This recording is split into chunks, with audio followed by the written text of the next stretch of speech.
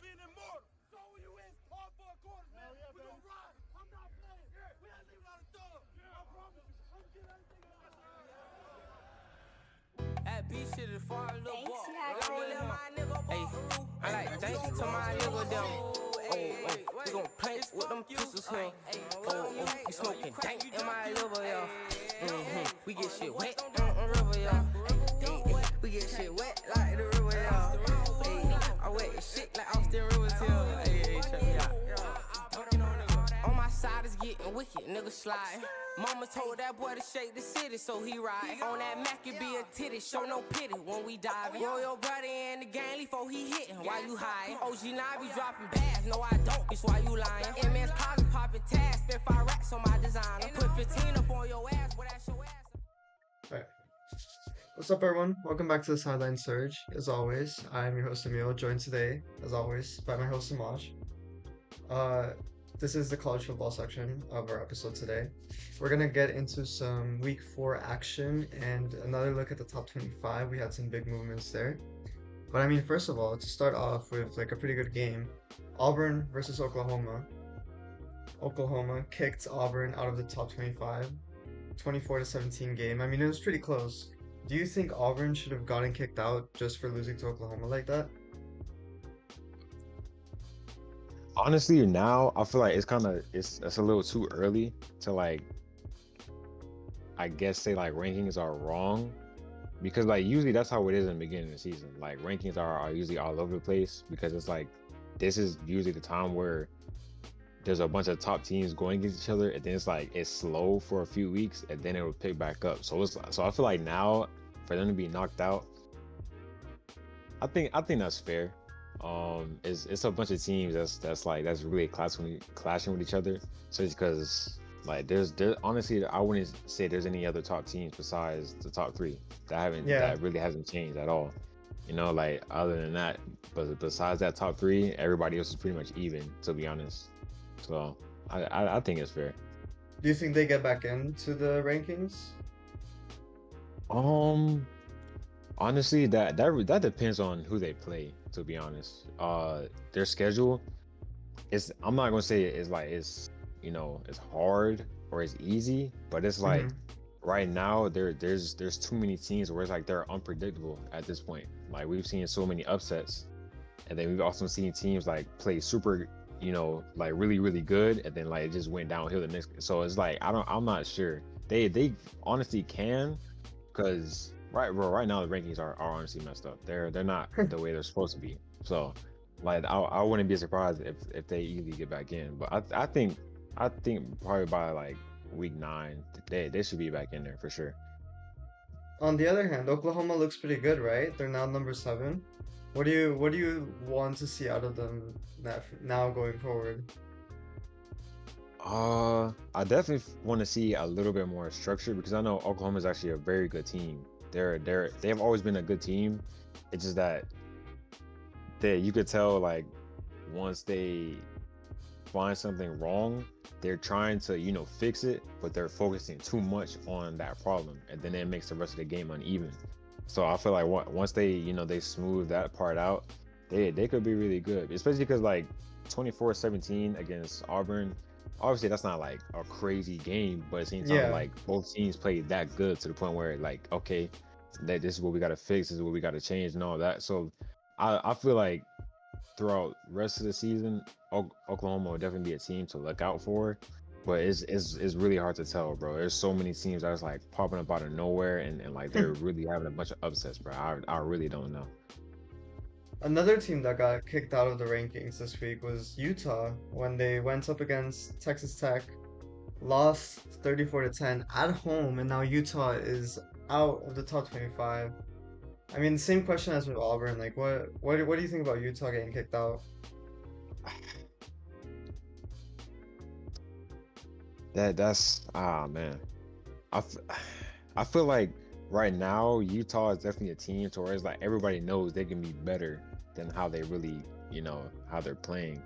And we could say that about really any team in college football, like that's all across CFB. But it's like Utah, for them to be, that good of a program, and they have so much, I guess say they have a super strong backbone to them. Like nothing is really wrong, with their program. It's just that the players somehow, always go out there and not perform, to the best of their abilities. And that's kind of what slows down Utah, to be honest. They're really, I would say, they're not like a great team, and they're not a horrible team, but it's like they're right in that middle, to the point where it's like, okay, maybe this game they're going to be good, and then this game they'll be bad. So I definitely want to see more from Utah moving forward. And I mean, now Texas Tech is just another Texas team that is dominating right now in college football. What do you want to see out of them moving forward, now that they've had this big win, and I'm sure they're gonna have like a pretty tough schedule still.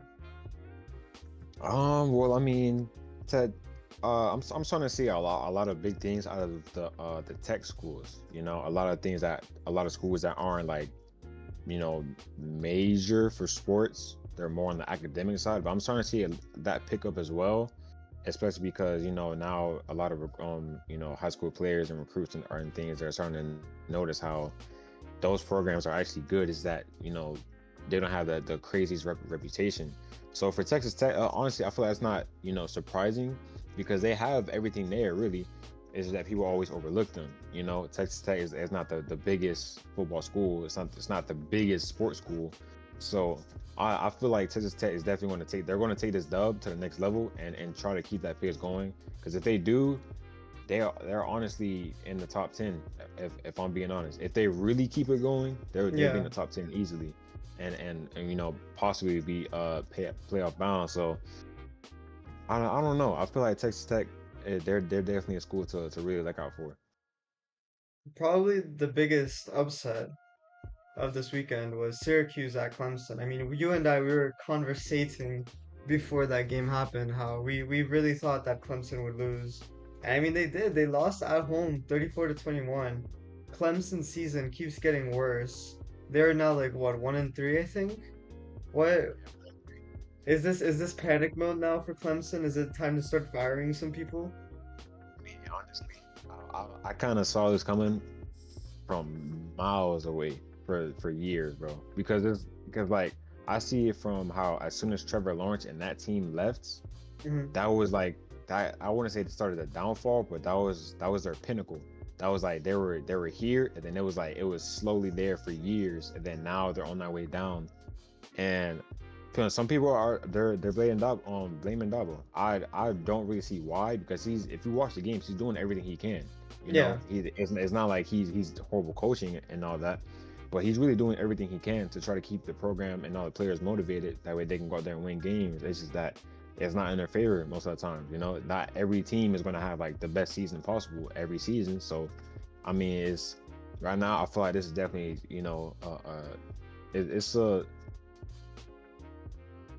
it's definitely a huge awakening point for sure. That they definitely need to wake up, and change things around, because there's still a lot of weeks left for them to be able to make playoffs and everything. But if they keep this up, then I honestly don't see anybody being in favor of Clemson for the next probably like 2 seasons, because one season will definitely have fans like hating you for a while. So I mean, that I feel like Dabo definitely has to try to do just a tad bit more, try to get his team motivated, and they should be good.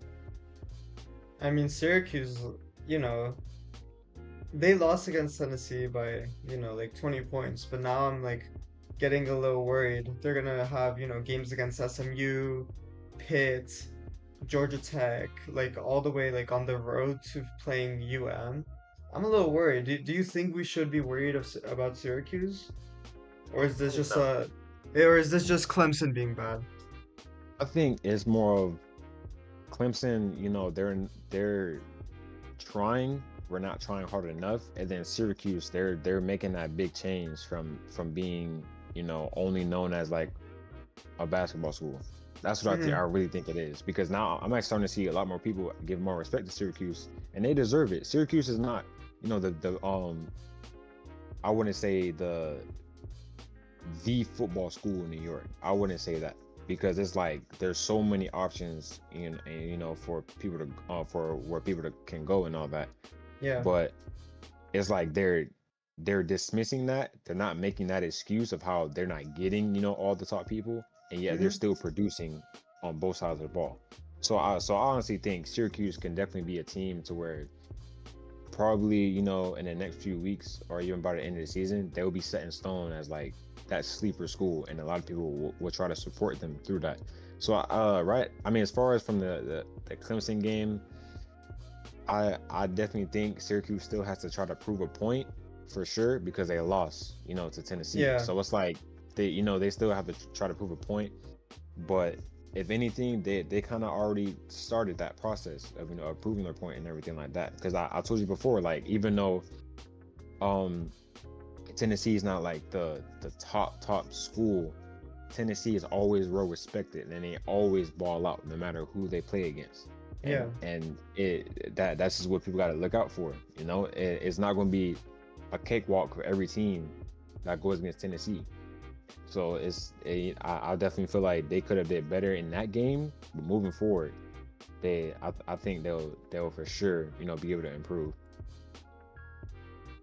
Speaking of the ACC, we had UM beating UF at home pretty convincingly, 26-7. I'm not gonna lie, up until the fourth quarter, they had me worried. We were like 13-7 going into the fourth quarter, and then we put like 2 touchdowns. It would have been 3 touchdowns if they hadn't discounted that one play, but whatever. We still won. But I was definitely concerned during that game. To be frank, UF's defense was good. To give them the credit that they deserve, because we saw this against LSU as well. UF's defense is good. It's just the offense that is, doing bad. But UM's offense, I also noticed it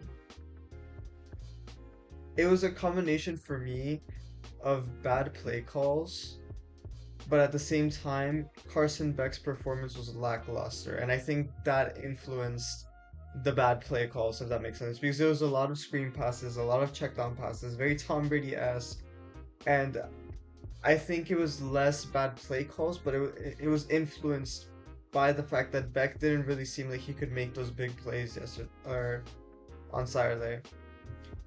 He only had 160 yards, 1 interception. I mean, what did you see in Beck's performance on Saturday? I mean, we're seeing both sides of it, going into the season, everybody saw, this is a new team for Beck. This is a new beginning, new chapter and all that. And even with his past season at Georgia, even though it wasn't the best, now they're starting to see how it's normal. You're not always going to be the best QB. You're not always going to have the best game, and I think that's what people, they always misinterpret that because of, the big name, the big following that you have, and from the last game, honestly, we could see how now, even though he's a good QB and UM is a great program and a great team, and they have, they're always building towards something, there's always going to be those minor setbacks during the game that you're going to have to focus on moving forward. That it has to be like that. That's how you improve. So for Beck, this is nothing new to him. He's not going to have like the 350 yards for like 4 touchdowns every single time. That's not going to happen. But you can see how he's actually trying to be more of a leader, and he's trying to be more of a good role model for the team, because even when those bad plays were happening, spirits are still high. You couldn't physically see it, but you could tell by the way he was trying to adjust mid-game that's what he was doing, because eventually they end up winning the game, score those extra touchdowns.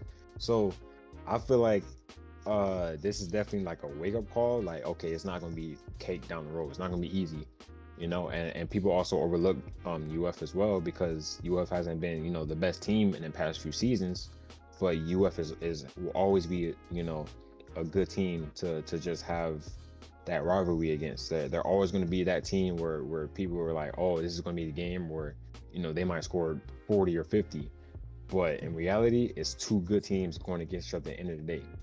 So that is bound to happen for for it to not be a high scoring game at first, and then some miracle plays are going to happen every now and then. We saw good defensive performances on both sides of the ball too, honestly. Like UF, honestly, is an offensive problem, but at the same time, like UM's defense was like locked in.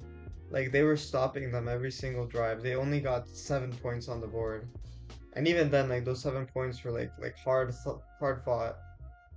And I mean now Miami's ranked number two. It's our highest ranking since like 2017, which is like insane to me that we get to live through this.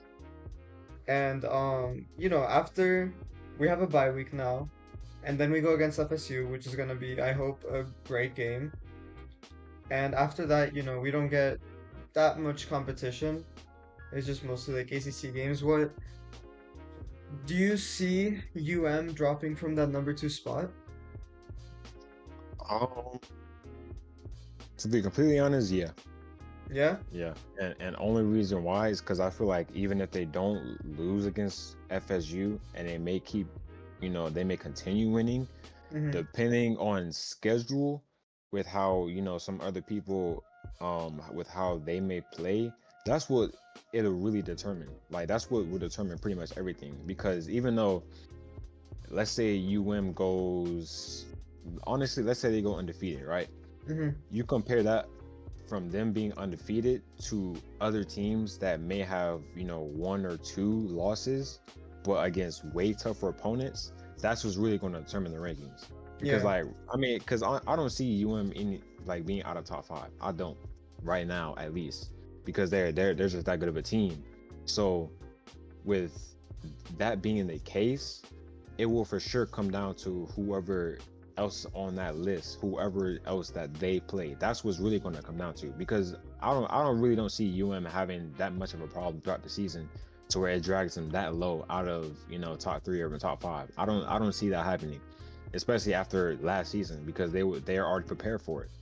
They were that close to making playoffs, so now it's like they're for sure prepared for it moving forward with this season. So I definitely think it's a possibility. Like it's literally like probably a 50-50 or 60-40 chance. But even then, it still comes down to whoever those other teams play on that ranking list. That's fair.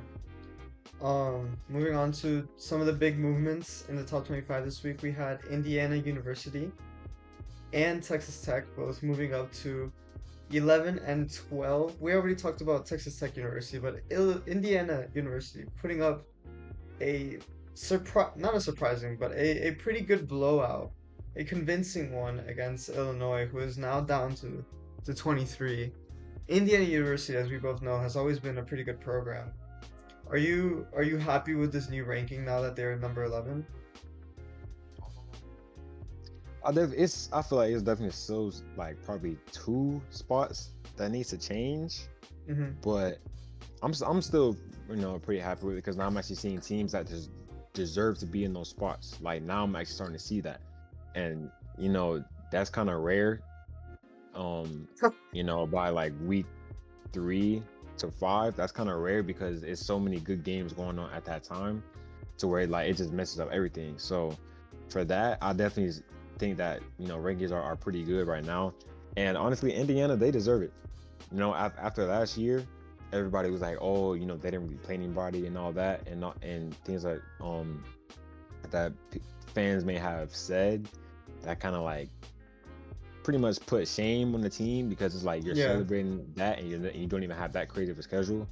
But at the end of the day, it's still college football. It doesn't matter if you're going against a Power 4, Power 5 school. It does not matter. It's college football at the end of the day. So there's competition all around, So for them, they definitely deserve, that spot for sure. And that blowout is really good for them, because they have some pretty important games against Oregon and against Penn, where they're gonna have to be, at the top of their game, to be able to even compete against them. So yeah, this is really good. And then, we also have USC sneaking into the rankings. They are now number 21, still undefeated. They're gonna go against Illinois. I think that Illinois is gonna get kicked out by USC. What do you think? That's definitely a game. Um, like that's a game to watch. That's not a game that you could try to like go on the real app, go on ESPN and see the score. You have to watch that game because now we're starting to see two programs that have, really tried to build something over the past maybe three to four seasons. They're really trying to build towards something. So for you USC, I definitely want to see them ball out because they really deserve to have a great game. They deserve that because they've been working towards it, And then with Illinois, I feel like that's what's really gonna help them like prove a point. Okay, even though we may have not have had the best game last week, we're gonna have an even better game this week. And for them to for Illinois to be down to 23, that's honestly still not bad. It's beginning of the season. Rankings change literally every week. So as long as they have that good game moving forward, and even if they still lose and they still put up good numbers, they're most likely probably going to move up in the rankings, probably a spot or two at least, because that USC is not like, they're not a trash school. They're, even though they may not have a lot of coverage now because it's not one of the best California schools anymore, like UCLA. Like those two schools they ran California, but now it's like everybody's always overlooking them because of so much that's going on. But even then, bro, USC, they're a good opponent for Illinois, and that's definitely going to help Illinois prove a point moving forward. The other big games we got on next week, Oregon against Penn. I think both of us are very excited to see that matchup. That could honestly, they need to both be like locked in, because if either of them mess up, if either of them make it a not so close game, they could drop very far in the rankings, because so far they have been able to get by the fact that they were really good last year. I mean, it's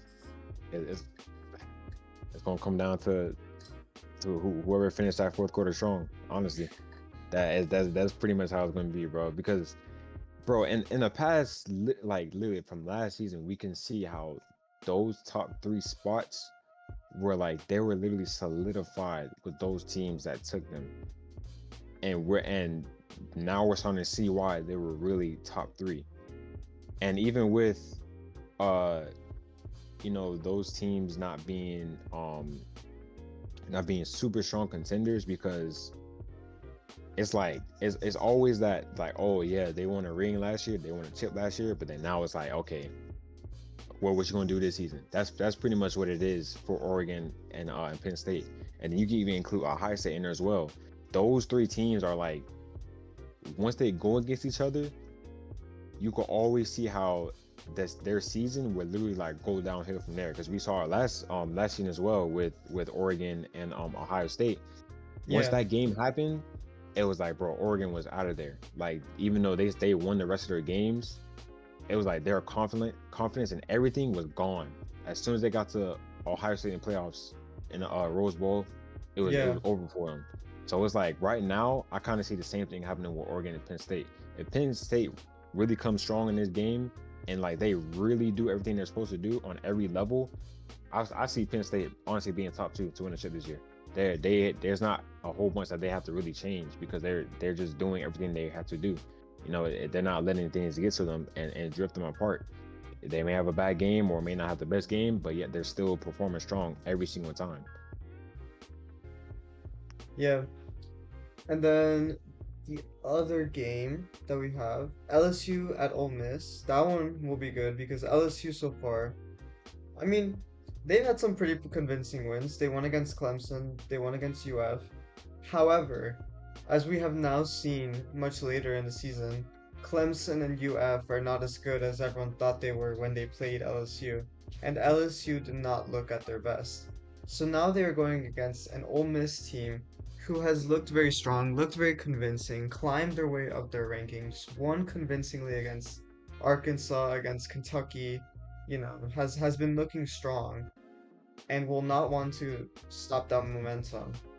And we have seen LSU struggle against good defenses. do you think this will be the moments that LSU drops a little in the rankings?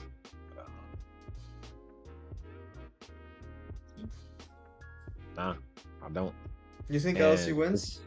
yeah, because it's like when it comes down to LSU, it's always that I wouldn't say it's a skill thing. Like they may Mhm. not have as many, top guys on their team or whatever. It's just more of it comes down to, are you still staying on the same level as them? Are you gonna let them outplay you pretty much? That's literally what it comes down to LSU every single time when they go against somebody, or when they go against a big opponent, pretty much. Mhm. It always comes down to that.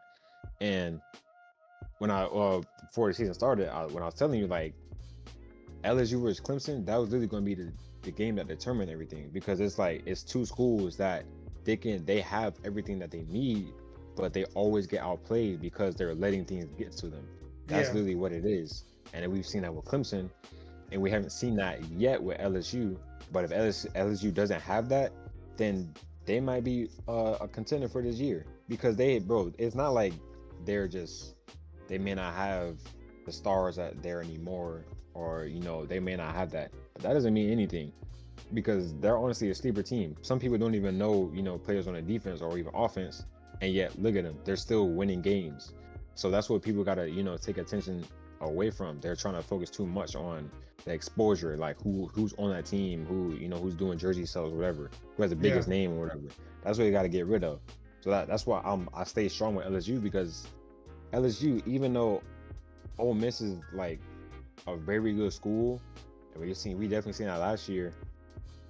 LSU is just their team that once they perform good, it's hard to really stop them from keeping their foot on the gas. Like it's definitely hard for that.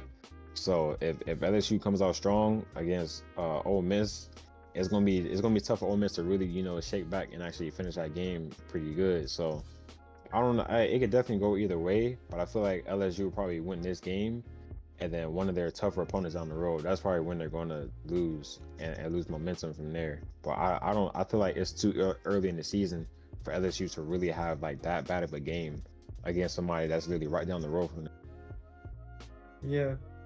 And then obviously the final game before we end off this episode of college football, Georgia against Alabama. Two teams that we have been doubting and questioning this season, especially Alabama. I think both you and I are thinking that Alabama loses this one. If they lose, though, do you think they get kicked out of the rankings? It's I don't know, man. Bama's really a tricky one, because it's just like we really see how good of a coach Saban really was to that program, and even with them having some great, amazing players on that team, it's just you don't see any structure. You don't see as much discipline, there when the Saban was there. You don't see as much.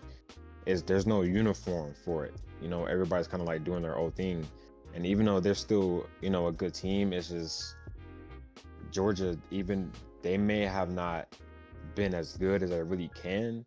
Their Yeah. structure is still there, but you can't say the same about Bama. So it's like this game was really like it really determines on how both teams are doing with their flaws. If they are really stuck on their flaws in that game, it's honestly going to be a low scoring game if that happens on both sides, because it's really going to be a kicking game at the end of the day. If Georgia, their defense holds up, but then Bama can't score too well, is literally like a defense versus defense game if both offensive sides are not producing the way they really could. So I don't know. That's definitely a game I'm a watch for sure.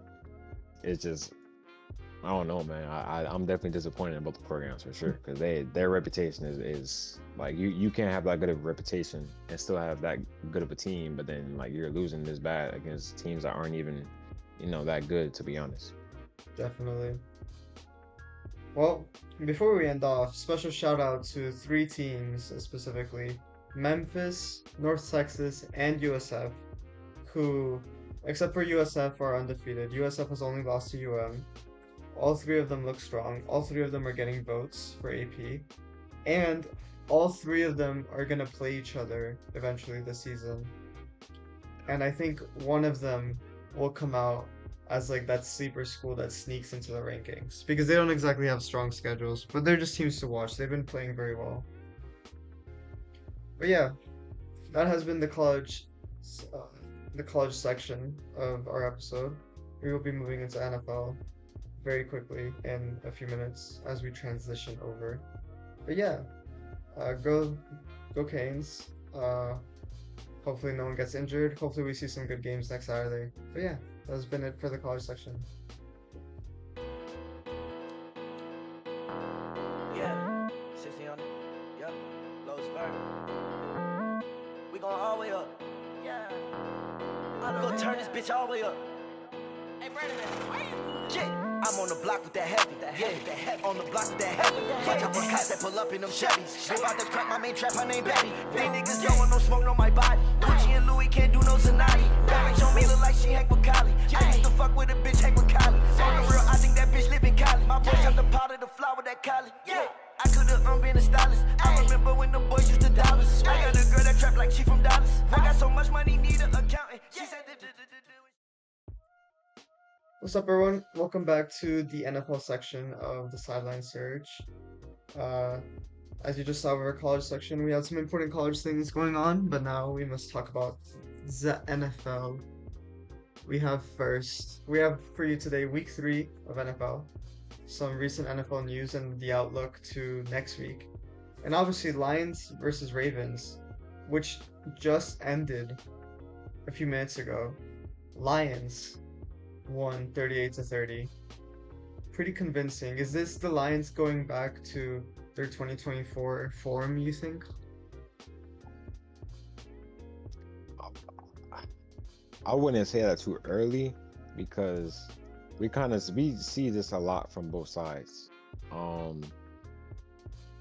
Lions will probably play, a good team and they finish strong, and they get the dub, but then Ravens will sometimes, not have the best game, but it's so close to the point where it's like, okay, if they change this, that probably would have determined them winning. So it's like, it's kind of, risky to say that too early, but they have everything there. They have all the weapons. Thankfully, injuries have not been, horrible to them yet. At least. There's definitely a lot of injuries going on around the league right now, but thankfully to the Lions, with them having literally the most injured last season, I'm not happy for them, man, because they deserve it.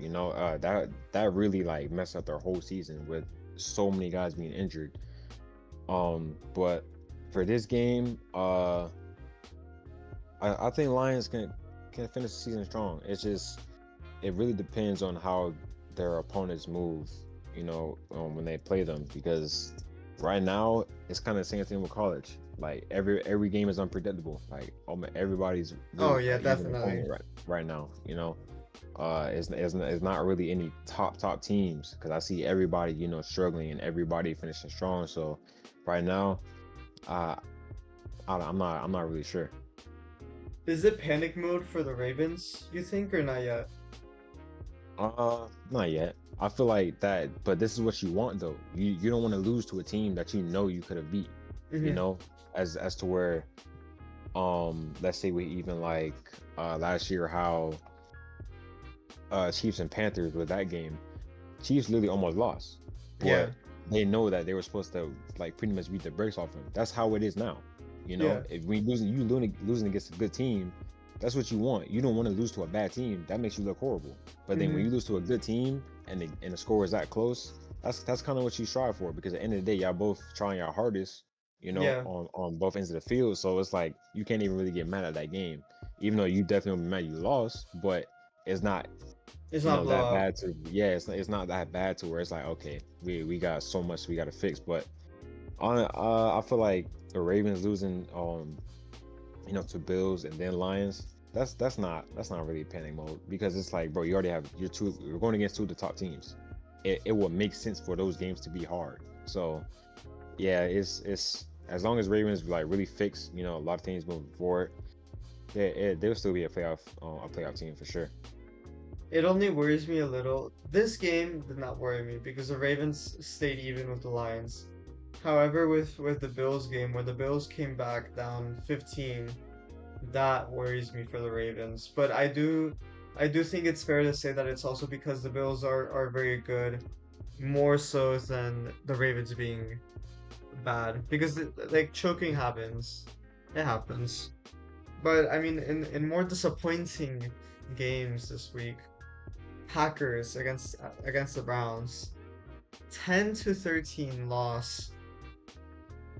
I think it's not an underestimation that was a very disappointing game. Like after that game, we were saying, the Packers look like strong, like they could be, the top of their division, that they could be a very good playoff contender, and then they go and lose like this to a Browns team that, you know, is not exactly the best. I mean, obviously their defense is okay, but to lose to an offense like the Browns right now, what does that say about the Packers? I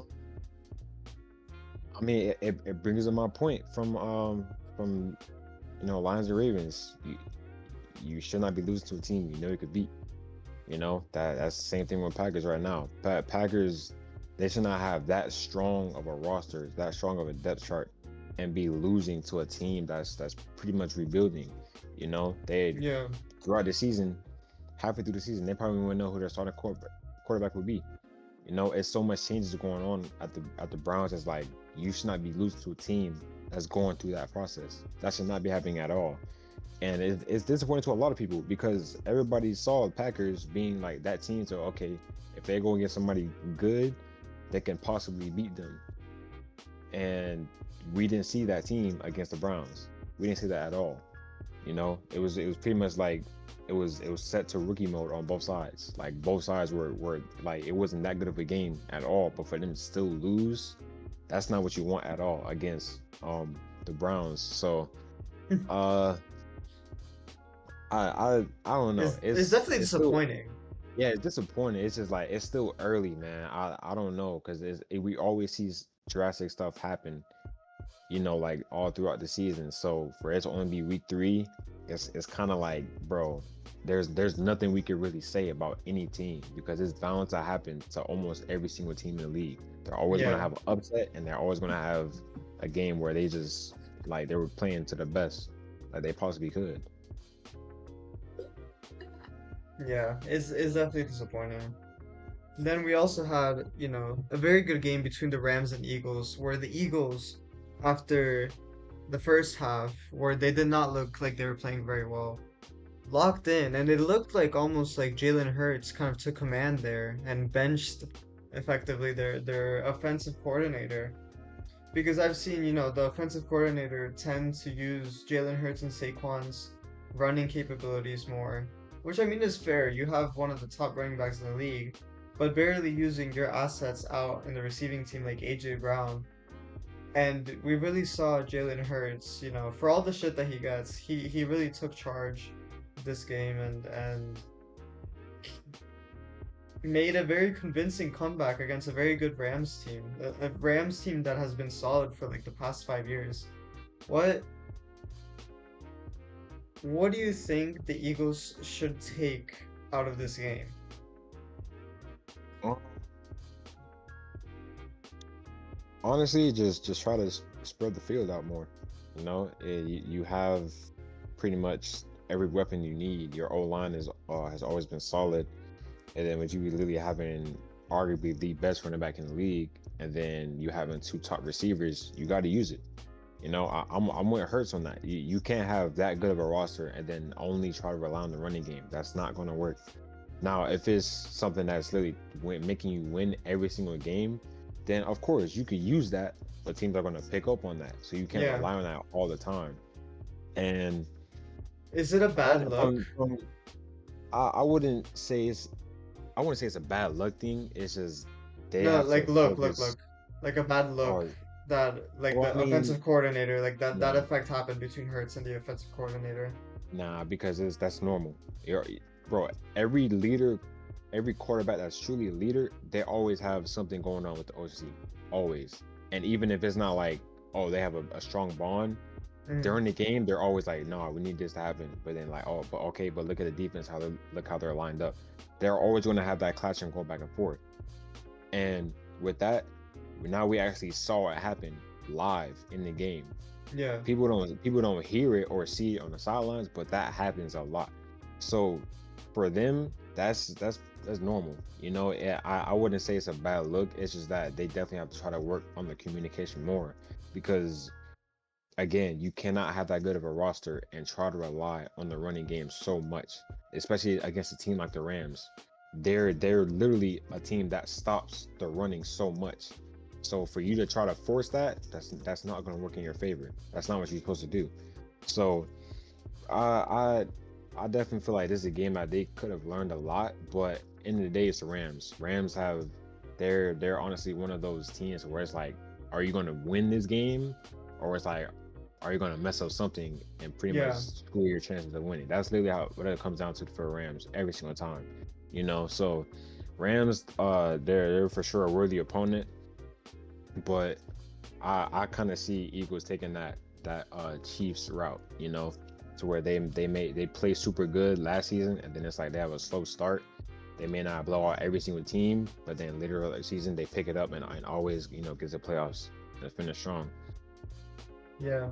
While the Eagles had a pretty good comeback, the Jets sadly failed in their comeback attempt against the Bucks. Both teams, I think the Bucks obviously we're gonna talk about them later, but they've looked pretty strong. And the Jets finally seemed to have a glimmer of hope yesterday, which was quickly snuffed out by Baker Mayfield. But we'll talk about the Bucks later. Right now, I do want to talk about the Jets. Almost coming back, unfortunately losing 27 to 29. Uh, it was a day of a lot of blocked field goals, blocked punts, just across the NFL, especially in this game. Is this a glimmer of hope that the Jets need to hold on to, or do you still want to see more from the Jets? Um, I I don't think that they have everything it takes to be a top team. And the only reason why is because of so much that they have been through in the past 3 seasons. That's pretty much it. If they were able to really have, a healthy roster all around, and Mayfield was able to, adjust, very quickly and uplift the team like that, then they can for sure, be that team to look out for.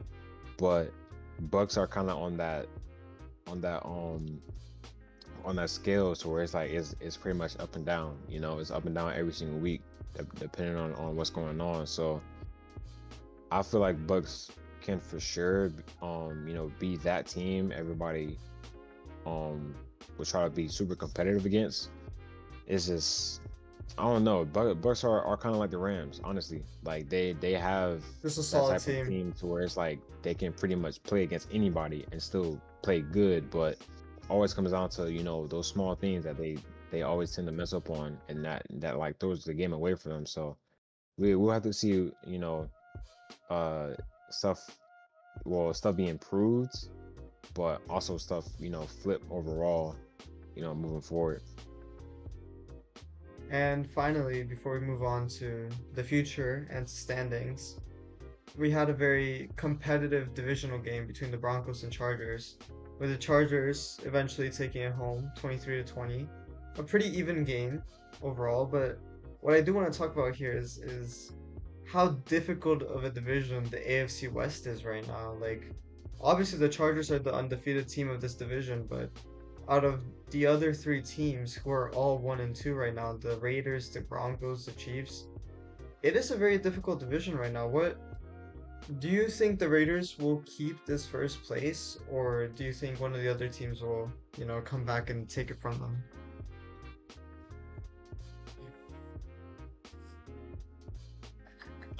Let me see. Hmm. Raider, I would say Raiders. They definitely have a chance to keep that #1 spot, but Chargers. no, I mean, yeah, Chargers. They would. I don't know. That's a weird question because Chargers, they're like the Rams and the Bucks, bro. They past few seasons they have been good, but it's always something that they really like mess up at the end of the day, to where it pretty much screws their season for them. So Yeah. I Well, don't know. let me rephrase my question, I guess. Like we've seen the Chargers, all three of their first games have been against divisional rivals. It has been the Chiefs, the Raiders, and now the Broncos, and they've beat all three of them. So like my question is, is that like them proving early on that they are the team of the AFC West? Is that like a sign for you that says this is the team that's going to go to the playoffs from this division? Or do you still need to see more from them? Are you convinced is my question. Honestly, I'm not convinced about any team in the league, no matter who it is. I'm not convinced by anybody because, again, there's so much stuff that happens throughout the season that like it doesn't matter who you play in those first few games. Once it reaches halfway through the season, and after that, that's like, okay, if you do this, like, okay, now I see why you could possibly be a contender. But right now, I don't see anything from really any team because they're not playing the way they really should, and we've seen that from every top team as well. Even if they win another a top team, we're not seeing them play the best. Yeah. So for that division, it's tough. It really is tough because every team they're honestly even. Every team is really 100%. going against each other like 110%. So it's like right now, I definitely think that division they'll for sure have a lot of struggles, and because we honestly could say the same thing from last year. We see the same thing across multiple divisions where every top team always had that second or third team ranked under them just be a huge problem for them because they're Last all year was playing the super North, good. the NFC Yeah, North. exactly. It was like every single team was playing that good. So right now it's like they're all playing decent. We'll never really know. Yes. With that out of the way, we are going to look at the standings. What I want to see right now are the undefeated teams. We have 6 undefeated teams remaining. We have basically a fifth of the league remaining undefeated, which is the Bills, the Colts, the Chargers, the Eagles, the Bucks, and the 49ers. Now, I'll let you think about it, but I do want to talk about who do you think is the weakest undefeated team out of those 6 right now, and who is the strongest undefeated team? While you think about it, I will go first. My weakest undefeated team right now are the 49ers. I am not convinced by the 49ers being 3-0. I think they've had very close calls. They had a close call against the Seahawks. They had a close call against the Saints, which I think no team should be saying that. And they had a close call against the Cardinals, which I think is just to say that the NFC West is competitive as it is. But I'm sure, maybe not next week, but soon the 49ers will lose that undefeated status. Who are they going against? The Jaguars? Yeah, like they're gonna have, I think, close calls every single game. And while they do have a chance to stay undefeated, I just think they're in a very bad position to keep that undefeated spot. But then my strongest undefeated team are the Bills. Obviously, I think out of all the 6 teams, the Bills are the ones that I think game after game so far, they've convinced me. They've looked good. They've looked solid. I haven't seen any, outstanding problems or issues. That Ravens game, they showed that they, even if they get down, they're gonna get back up in the middle of a game. And they don't exactly have like the hardest schedule. Their next 4 games are against the Saints, the Patriots, the Falcons, and the Panthers. So I do believe that they can go undefeated at least for the next month or so. But yeah, what are your strongest and weakest undefeated teams right now? My strongest would definitely have to be Bills as well. I mean, it just makes sense. And Only reason why is because like even though Eagles being a great team, right there with the Bills, the Eagles have yet to actually put that fire under them to really like show people why they're probably top three in the league. That's really all it is, because they haven't been scoring the most points or whatever. So it's like that's what's going to make people think like, okay, they're just not playing as good as they really could. But as for the Bills, it's like we see the Bills with the opponents that they've played, it's just like there's no change there. It's been consistent for them. It's not like they had lost against this team last season and then all of a sudden they come back and and beat them very very badly this season. Nah, it's been consistent. With Bills playing Dolphins, that was definitely a game to where it was like, okay, like what's going on? Because the fact that if you're that close for that much of the game, it's like, is it Dolphins they're making changes, or is it the Bills just weren't playing that good that game? So that's definitely a game to where like it made people question a little bit, because I had a bunch of people saying like, oh, why are they tied with them? But if they really watched the game, it was really good ball on both sides. I've never seen the Dolphins actually be that close with so much struggle going on, because even in the past seasons, obviously a lot of struggles going on and all that, but they've never been that close to the Bills for such long of a game. So Bills, for them to still be that consistent, bro, they're for sure the strongest team. And now for my weakest team, I agree on the 49ers 100%. They, even though they win against teams that's pretty much on par with them, it's like the 49ers, they still have so much that they really need to change, because the teams that they barely won against, those teams aren't even like at their peak. Those teams literally just started to rebuild, so of course those teams aren't going to play like crazy. Yeah. Obviously, like Seahawks literally just like pretty much have a whole new team, if we're being honest. Same thing with the Saints. That's pretty much how it is for both. So it's like, come on now, if you really expect them to lose against those two teams, then we got a problem. But then with 49ers obviously not being able to produce as strong because of so much injuries and stuff going on, and even with Brock Purdy being hurt, that was like, okay, I see why they may not have put up so much points. But it's literally a no-brainer, bro. That's literally the one team to where it's like, okay, if you go against another bad team, it's pretty much going to be an even game from out there. But once they're going against that top team, it's like we already see them losing that game from there. So it's they're definitely the weakest point for sure out of that 6.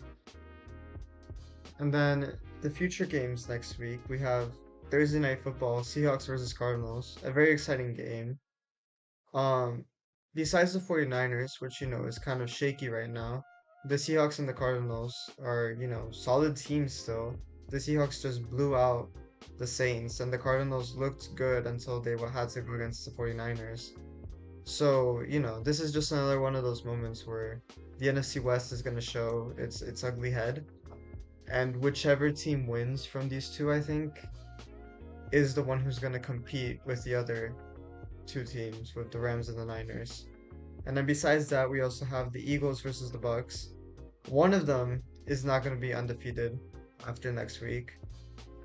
Do you think the Bucks have what it takes? And do you think Hurts will be at the wheel from here on out after last week's game? No, I'm not too sure, because I mean, like I said, how they've been playing, it's like they're obviously not playing, as good as they really can. And with the Bucks, they're surprising a lot of people, because obviously from the last season, there was so much that they went through as a franchise overall. Mm-hmm. With the Eagles, it's like, if the Eagles really don't pick up speed, it's not going to be good for them at all, because they're going to get comfortable. And now when it comes to those those good games and those great opponents that they have to go against, they're going to stay in that same exact zone that they've been in all season. So they have to change that, and this is the game where they have to change that. After this week, it's not going to be easy for anybody. It's really not, because every team is even right now. Like I said, every team, they have the chance to beat anybody. So this has to be the game where they change that, because if they don't, everybody's going to see them as like, oh, okay, like, did you really win those games, or like the other team just pretty much forced the game, to be in your Yeah. favor. And then finally, we do have the battle of the bottom, Jets versus Dolphins. However, we should point out the Dolphins, they looked better against the Bills, and the Jets as well. They had a close game against the Bucks. We've been talking about improvements with these two teams, what they need to be doing, or like all the shaky stuff, the unorganized, the undisciplined stuff that we've been seeing from them. Is it here, do you think, that one of them will start improving and the other one will collapse? Is this kind of the breaking point, do you think? From both their schedules, yeah, for sure, because Dolphins usually play everybody in their division twice. So I mean, obviously, there's going to be other matchups throughout the season, but I feel like if they win this game right here for the Dolphins, when they go against the Jets again and the Bills again, that's what's going to be like. They're going to see them turn it up a notch. Yeah. We already seen that with Dolphins and Bills. So if they really win this game, that will really help them with their division and them getting into playoffs. But for Jets, if they win this game, it's kind of like you won't really know, because there's always something on both ends of the ball, as we've seen with defense for the Jets. It hasn't been the greatest, but their offense is what makes up for it. So if their defense really improves throughout the season, then I could for sure see them actually being better than Dolphins 100%, because they're really doing everything they can.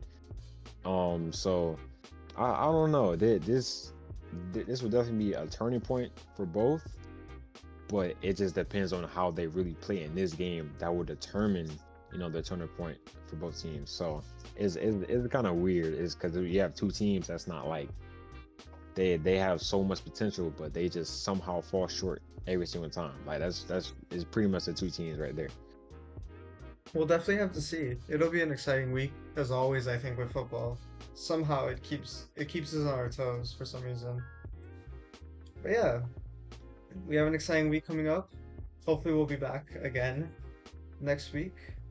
We'll have some good games to talk about, some exciting shit that's gonna happen.